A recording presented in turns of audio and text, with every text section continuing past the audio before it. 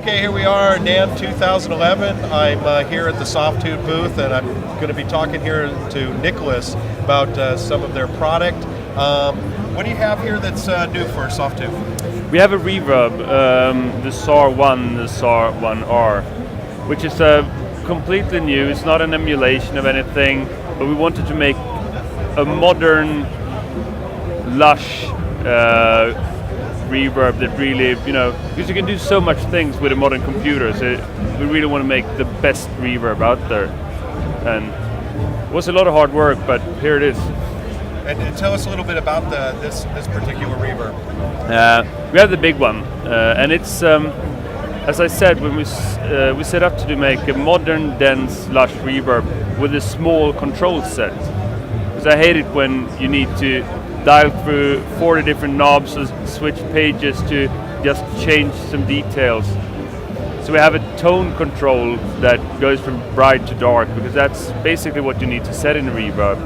We have a density control that goes from classy, modern, high density sound down to a low, sparse, more vintage kind of vibe. And in principle, it's really easy to use. You have a lot of presets, but it's very fast to tweak, and you can get some amazing sounds out of it. What about how high does the time go? I can't see, unfortunately, my glasses. I can't see close. 15 seconds. Oh wow! So this isn't really emulating anything in specific as much as it is a new. It's a completely new algorithm, right? And it's a true stereo algorithm, which means that basically it's 4 reverbs in one that handles all the cross feeds and everything. So you can pan into the reverb, you can put it on a stereo bus, and you get an extremely realistic stereo image from it. Okay, and it looks like you got 2 pieces here to this. It says that's the remote part? The R is actually for rapid, because it's so fast to work with. When we tried to limit the control set on the big one, so you can dial in a sound real quick. I was kind of, we could take this one step further, So we made this with basically one time control that goes from a small room to a big room. And what that does is that it, changing all the density, pre-delay, time, the early reflections and everything, but it's just one slider. But a lot of people use the big one for snare drum or vocals, where they really need to sculpt the sound.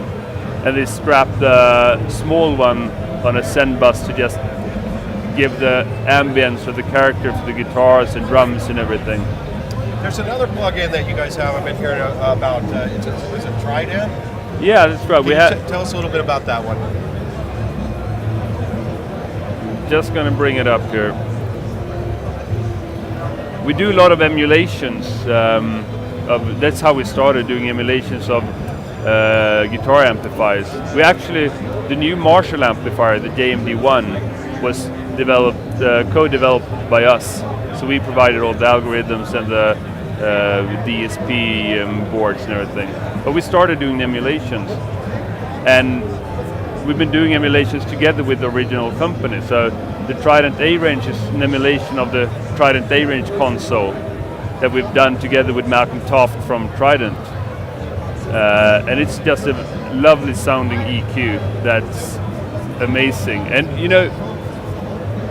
you work with this stuff, develop the algorithms, and then when you finally have the chance to sit down and play around with it, you go like, man, that Malcolm Toft was a genius. Because whatever you do, it sounds beautiful. Excellent.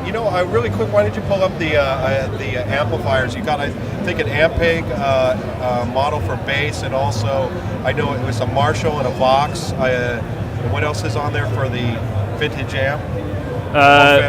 It's basically 3 different products. We had the vintage amp with a Fender Twin 65, Vox AC30 from 64, JCM 800.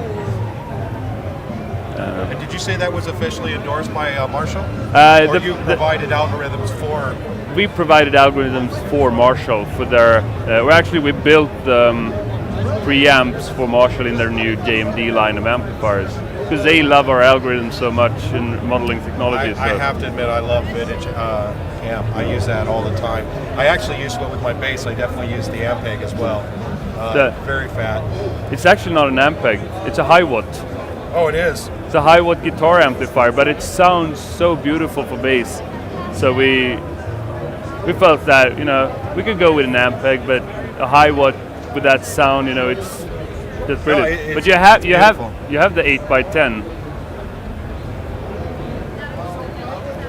So the high watt with the 8x10, that's very classic sound. Well, excellent. Thank you very much. I appreciate talking to you. You're welcome.